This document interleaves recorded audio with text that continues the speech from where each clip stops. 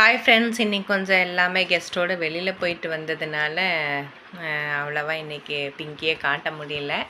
பாருங்கள், யாராவது கெஸ்ட்டு வீட்டுக்கு வந்துட்டாங்களோ, ஃப்ரெண்ட்ஸுங்க யாராவது வீட்டுக்கு வந்துட்டாங்கன்னா பிங்கியோட வேலை இதே வேலை தாங்க. இப்படியே தாங்க இருப்பாள். என்கிட்ட வரவே மாட்டாள், என்னை கண்டுக்கவே மாட்டாள். என்னோடய தம்பி ஒய்ஃப் வந்து அவங்கள கொஞ்சம் தடவி கொடுத்துட்ருக்காங்க. என்னடா அச்சுவையே இப்படி இருக்க அப்படின்னு சொல்லிட்டு கொஞ்சம் தடவி கொடுத்துட்ருக்காங்க. அவன் பாருங்கள் எப்படி செல்லம் பண்ணிட்டு உட்காந்துருக்கான்னு. உட்காந்த இடத்துலேருந்து அசைவே இல்லை, அப்படியே தான் உட்காந்துருக்கா பாருங்கள்.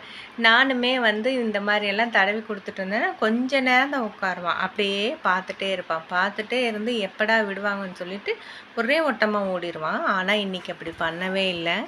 எவ்வளோ நேரம் அவங்க தடவி கொடுத்துட்டே இருக்காங்க, அவன் அப்படியே உட்காந்துருக்கான் பாருங்கள். நல்லா இருக்குது, எனக்கு நல்லா இருக்குன்ற மாதிரியே உட்காந்துருக்கான். இன்றைக்கி வந்து ஒரு நாள் இருப்பாங்க, நாளைக்கெல்லாம் கிளம்புனதுக்கப்புறம் அவனுக்கு போர் அடிச்சிடும். Good night friends.